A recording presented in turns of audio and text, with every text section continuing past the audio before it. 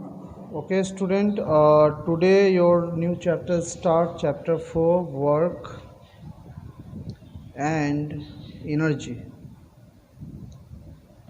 ठीक है, आज नया चैप्टर चालू कर रहे हैं, वर्क एंड एनर्जी. ठीक है, क्या है वर्क, क्या है एनर्जी, पहले इसको समझते हैं. ठीक है, capacity to doing work is known as energy, यानी काम करने में जो क्षमता लगता है उसे एनर्जी बोलते हैं. वर्क किसको बोलते हैं? Force into displacement. यानी मान लीजिए जब कोई फोर्स, मान लीजिए ये ऑब्जेक्ट है, ये ऑब्जेक्ट पे आपने फोर्स लगाया और ये ऑब्जेक्ट यहाँ से डिस्प्लेस होके यहाँ पे चला आया, तो इसी को बोलते हैं वर्क. यानी वर्क होता है फोर्स इनटू डिस्प्लेसमेंट. इसको मैं अच्छे से समझाता हूँ. चलिए एक एक करके समझते हैं. तो सबसे पहले समझते हैं वर्क क्या होता है. ठीक है, वर्क देखिए वर्क क्या होता है. तो इसमें लिखिए वर्क इज डन. ठीक है, work is done when a force produce motion. ठीक है, work is done when a force produce motion. Work तब होता है जब वो फोर्स मोशन देता है, या दूसरे भाषा में कह सकते हैं जो डायग्राम में समझाया जाता है कि work done in a moving a body is equal to the product of force exert on the body and the direction moved by the body in the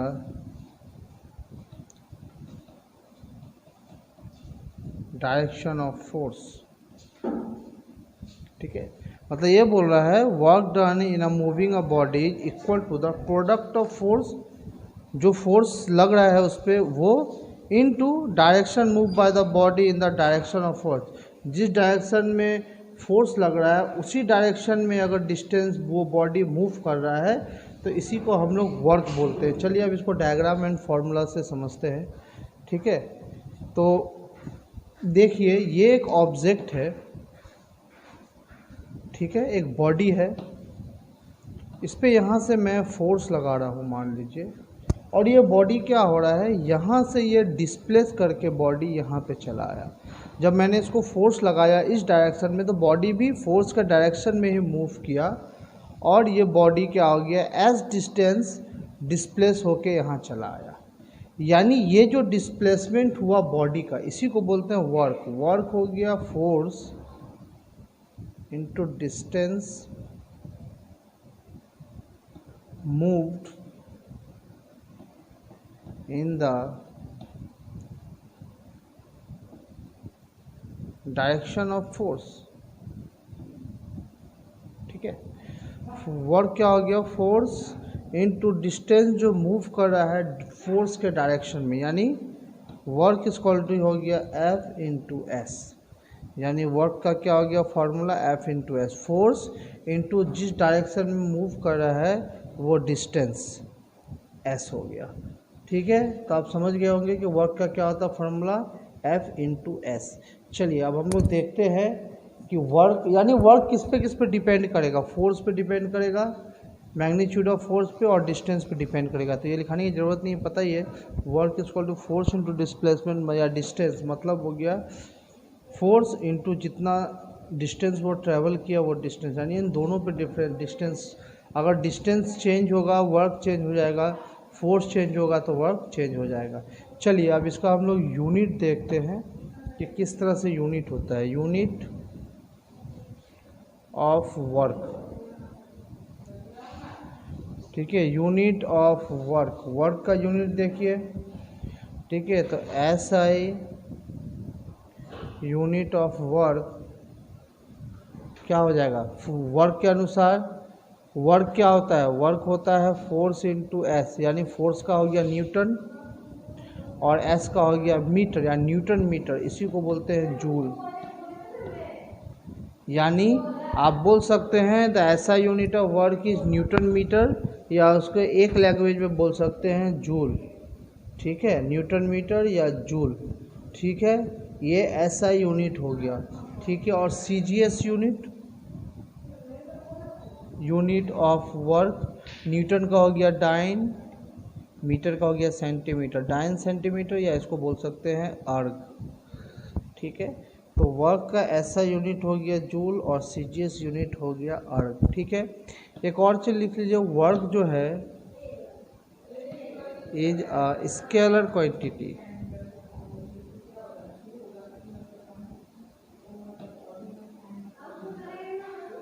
scalar quantity मतलब होता है, दो क्वांटिटी होते हैं, एक होता है वेक्टर, एक होता है स्केलर।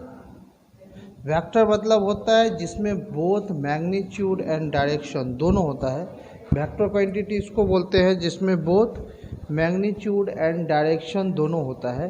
बट स्केलर क्वांटिटी उसको बोलते हैं जिसमें ओनली मैग्नीट्यूड होता है बट डायरेक्शन नहीं होता है। तो इसलिए वर्क क्या है कि स्केलर क्वांटिटी है, because it have only magnitude no any direction. तो ये सब वर्क के लिए सिंपल सा ये चीज़ है जो वर्क के बारे में बताता है, उसका फॉर्मूला, वो कैसे क्वांटिटी है, उसके यूनिट, सब कुछ, ठीक है। अब देखिए वर्क का कुछ स्पेशल केसेस आते हैं, ठीक है, वो भी बताऊंगा। वर्क अगेंस्ट ग्रेविटी क्या होता है वो भी पढ़ाऊंगा अभी मैं आप लोगों को, ठीक है। और स्पेशल जो केसेस है एग्जाम्पल के साथ बताऊंगा, फिर न्यूमेरिकल भी बताऊंगा, ठीक है।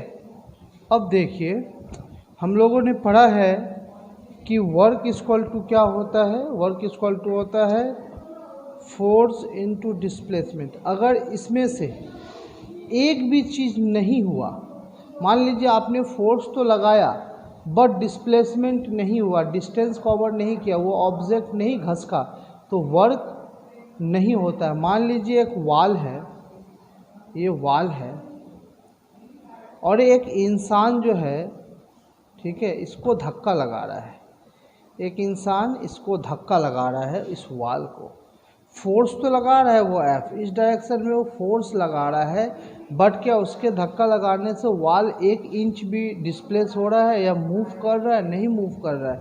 तो इस केस में जिसमें वो वॉल को तो धक्का लगा रहा है बट वॉल क्या हो रहा है, मूव नहीं कर रहा है, इसका मतलब फोर्स तो है इसमें लेकिन डिस्प्लेसमेंट नहीं है, इसका मतलब यहाँ पे वर्क 0 हो जाएगा।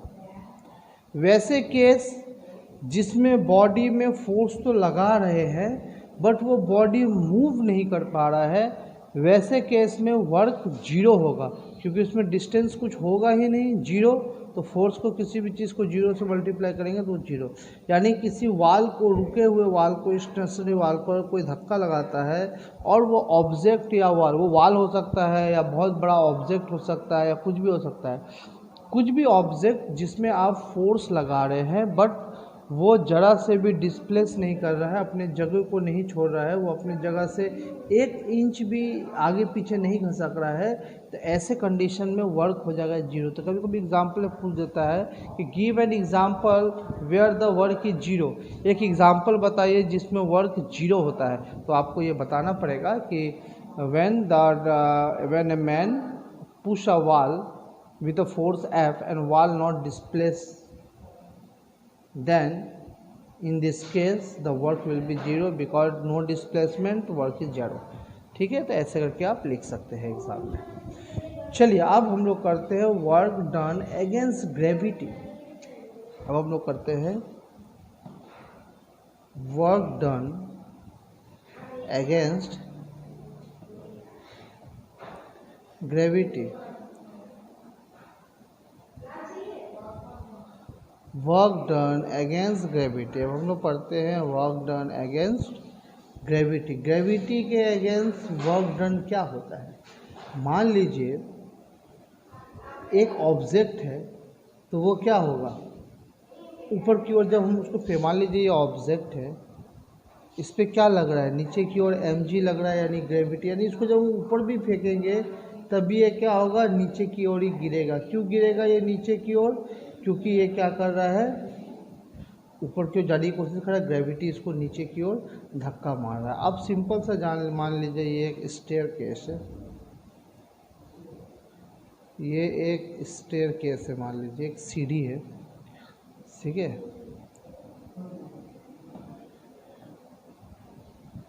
ये एक सीढ़ी है,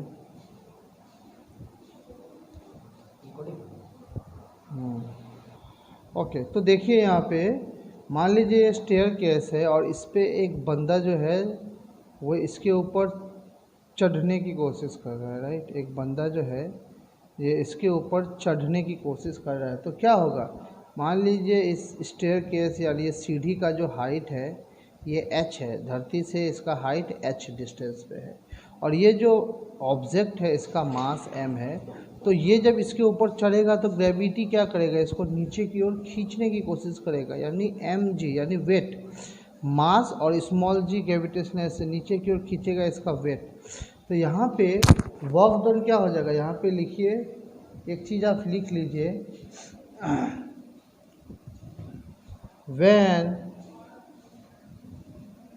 whenever work is done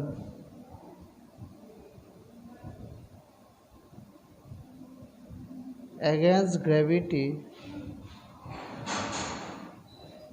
the amount of work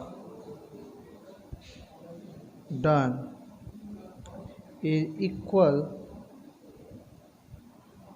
to the product of weight of the body and the vertical distance through which the body is lifted, vertical distance which the body is lifted, ठीक है, vertical distance the body is lifted. यानी यहाँ पे देखिए आप, यहाँ पे कहने का मतलब ये बोल रहा है कि when ever work is done against the gravity, gravity इसको नीचे की ओर खींच रहा है, बट आप ग्रेविटी के अगेंस्ट क्या कर रहे हैं, ऊपर की ओर जाने की कोशिश कर रहे हैं। इसका मतलब क्या है, the work done is equal to the product of weight and the vertical distance through which the body is lifted. मतलब वेट को अगर उसके हाइट से मल्टीपल करेंगे तो वो वर्क डन निकल जाएगा अगेंस्ट ग्रेविटी। क्या होगा यहाँ पे देख लीजिए, जैसे वर्क डन क्या हो गया, डन इन लिफ्टिंग, आप किसी बॉडी को लिफ्ट कर रहे हैं या एक बॉडी सीढ़ी पे चढ़ रहा है, वो भी तो एक लिफ्ट ही हो रहा है। क्या हो जाएगा, weight of body into vertical distance,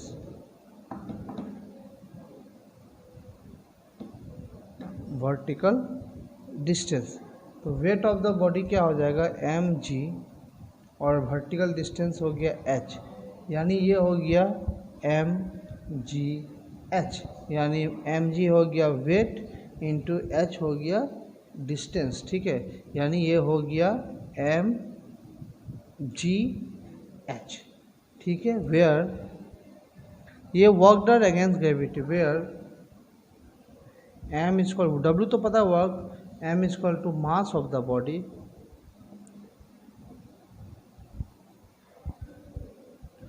g equal to हो गया acceleration due to gravity,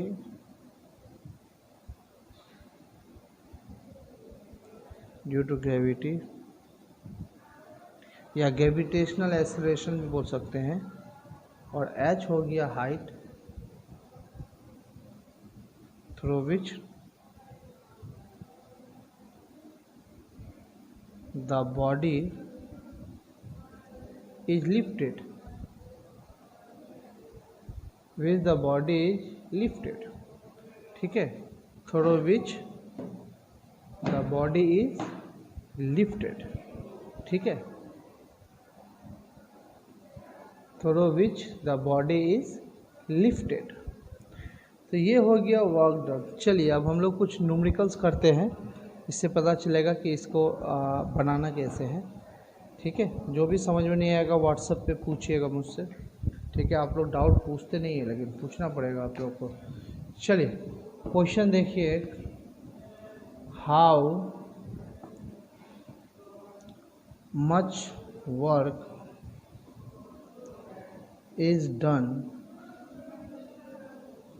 by a force of 10 Newton in moving an object through a distance of 1 meter in the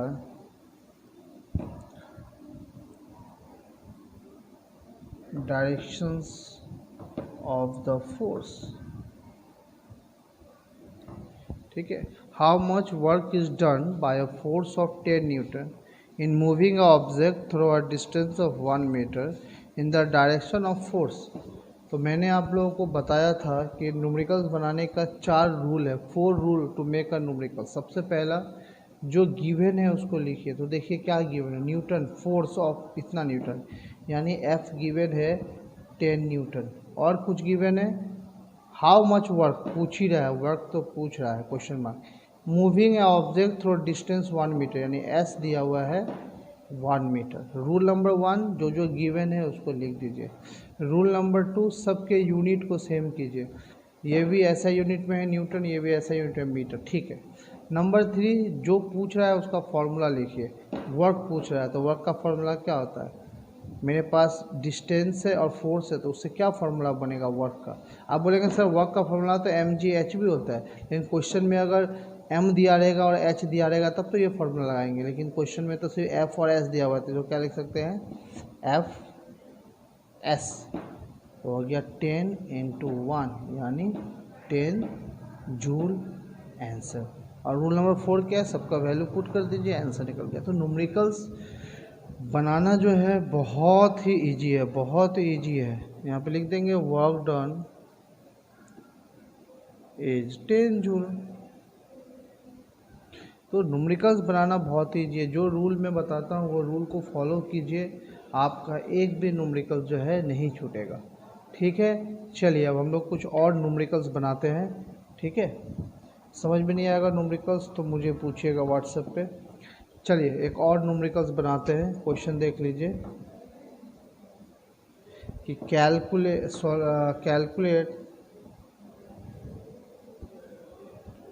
the work done in lifting 200 kg of water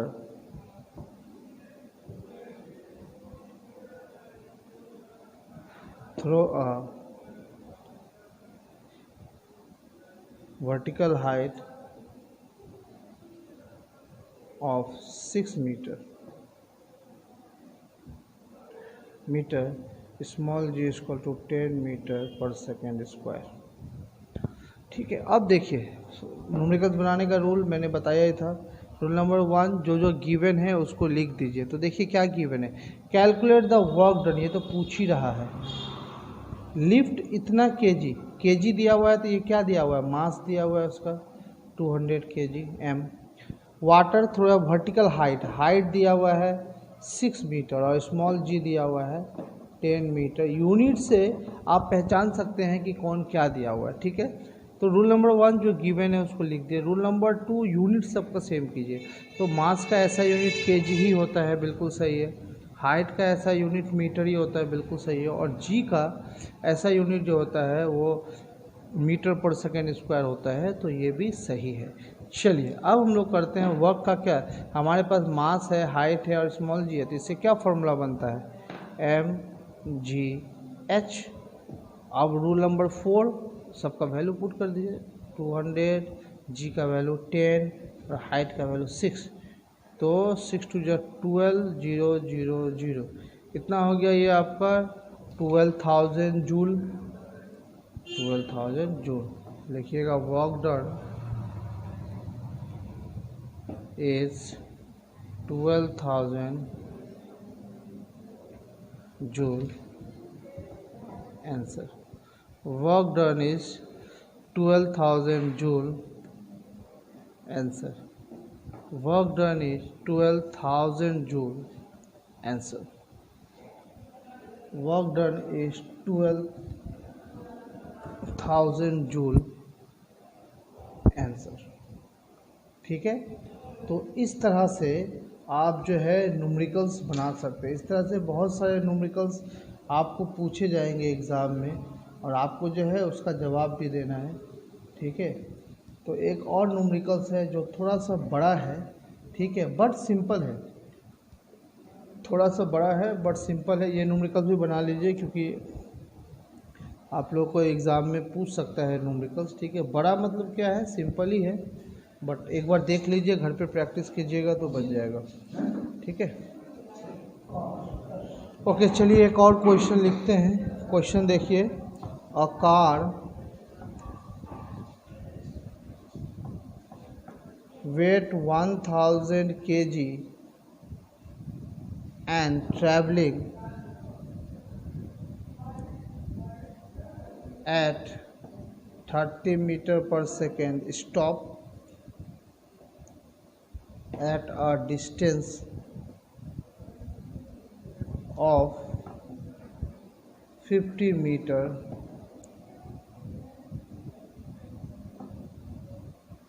decelerating uniformly, what is the force exerted on it by the brakes? What is the work done by the brakes? What is the work done by the brakes? Question पूछ रहा है, अ car wait है 1000 kg and travel 30 metre per second और stop हो जाता है, चलता है उसके बाद स्टॉप हो जाता है at a distance of 50 metre, यानी 50 मीटर तक चलता है, स्टॉप हो जाता है। डीएसलेट यूनिफॉर्म, यानी धीरे धीरे, डीएसलेट मतलब स्पीड कमते कमते कमते कमते क्या हो जाता है, स्टॉप हो जाता है।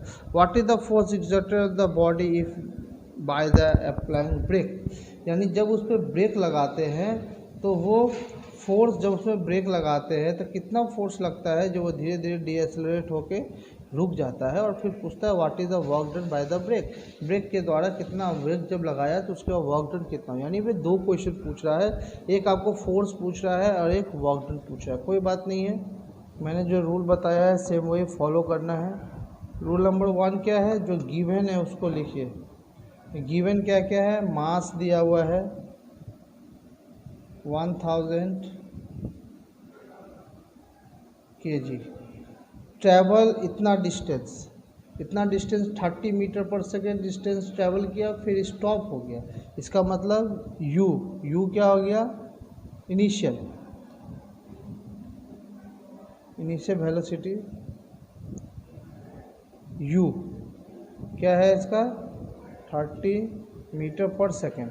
लेकिन बाद में क्या हो गया, ये गाड़ी रुक गया, यानी ये मान लीजिए ये कार है, मान लीजिए ये कार है,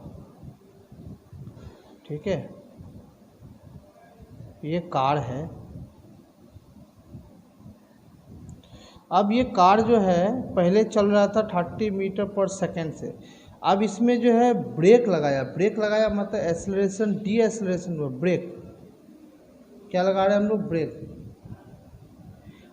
अब ये क्या हो गया, धीरे धीरे डी एक्सेलरेट होके ये गाड़ी क्या हुआ, यहाँ पे आके ये रुक गया, यहाँ पे आके ये स्टॉप हो गया। कितना डिस्टेंस पे आके ये स्टॉप हुआ है? 50 मीटर। यानी यहाँ से 50 मीटर जाने के बाद ये गाड़ी, ये डायग्राम बना लीजिएगा कॉपी में, 50 मीटर जाने के बाद स्टॉप हो गया। तो फाइनल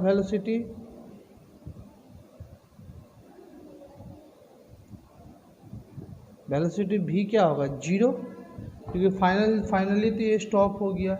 डिस्टेंस कितना दिया हुआ है? एस दिया हुआ है 50 मीटर।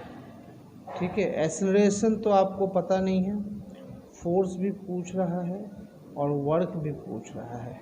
ये तीनों चीज़ आपको, मतलब फोर्स पूछ रहा है और वर्क पूछ रहा है, यानी आप लिख सकते हैं यहाँ पे फोर्स पूछ रहा है और वर्क पूछ रहा है। तो फोर्स के लिए फॉर्मूला होता है F equal to M A. Force equal to होता है F equal to M A, आपने पढ़ा है। But F equal to M A जब लगाएंगे, इसके लिए तो मुझे एक्सेलरेशन चाहिए। तो पहले हम एक्सेलरेशन लगा लेते हैं। हमारे पास लीनियर इक्वेशन का 3 फार्मूला है, V equal to U plus A T, S equal to U T plus half A T square और V square U square plus 2AS। अब सोचना ये है कि इसमें से कौन सा लगाएंगे, क्या क्या। इसको लगाने के लिए हमको फाइनल वेलोसिटी चाहिए, इनिशियल वेलोसिटी चाहिए, ठीक है, लेकिन टाइम भी चाहिए। टाइम तो दिया हुआ नहीं है क्वेश्चन में, तो ये फॉर्मूला नहीं लगा सकते। इसमें डिस्टेंस चाहिए, मिल जाएगा, इनिशियल वेलोसिटी चाहिए, मिल जाएगा, लेकिन टाइम इसमें भी नहीं मिलेगा, इसलिए इसको भी नहीं लगेगा। यानी यही फॉर्मूला बचा है जो हमको लगाना है, यानी V square equal to U square plus 2AS, क्योंकि हमारे पास वेलोसिटी भी है, इनिशियल वेलोसिटी भी है और डिस्टेंस भी है।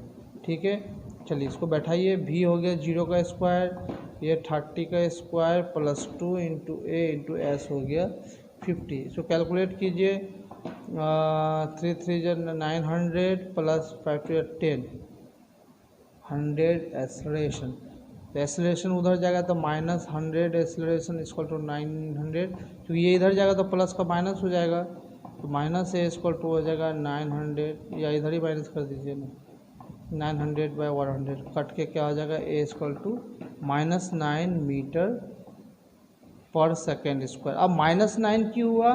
क्योंकि ये डी एक्सेलरेशन है। क्वेश्चन में देखिए, जब भी ब्रेक लगाते हैं तो स्पीड कम होता है या ज़्यादा होता है? स्पीड हमेशा कम होता है। जब आप ब्रेक्स लगाते हैं गाड़ी में तो स्पीड हमेशा कम होता है। ऐसा नहीं है कि ब्रेक लगाए और संग संग रुक जाता है, ऐसा नहीं होता है। ब्रेक लगाने के बाद कुछ सेकंड के बाद रुकता है, तो यानी वो एक्सेलरेशन क्या हो रहा है? डी एक्सेलरेशन हो रहा है, यानी स्पीड उसका घट रहा है, इसलिए एक्सेलरेशन माइनस में होगा। एक्सेलरेशन माइनस में आने का मतलब है कि वो डी एक्सेलरेशन हो रहा है। अब ए मिल गया तो फोर्स निकल जाएगा, F equal to M A होता है। एम दिया हुआ है 1000 kg और ए निकला है -9, तो हो गया -9000 न्यूटन। यानी एक्सेलरेशन माइनस में तो फोर्स भी हो गया माइनस में। ठीक है, अब देखिए हमें पूछ रहा है वर्क डन, वर्क कितना होगा। अब वर्क के लिए क्या होता है? वर्क के लिए चाहिए फोर्स इंटू डिस्प्लेसमेंट। फोर्स तो निकाल दिया -900।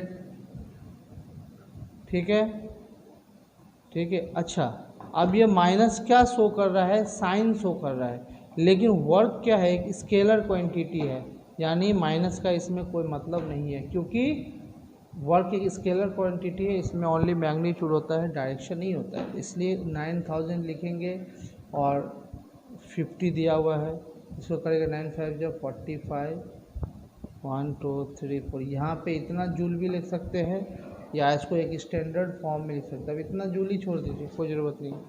वर्क ज़्यादा करने जाएंगे तो एग्ज़ाम में गलत हो जाएगा। 4,50,000 जूल आंसर। तो यहाँ पे भी एक स्टैंडर्ड फॉर्म होता है, वो मैं क्लास 10 में सिखा दूंगा।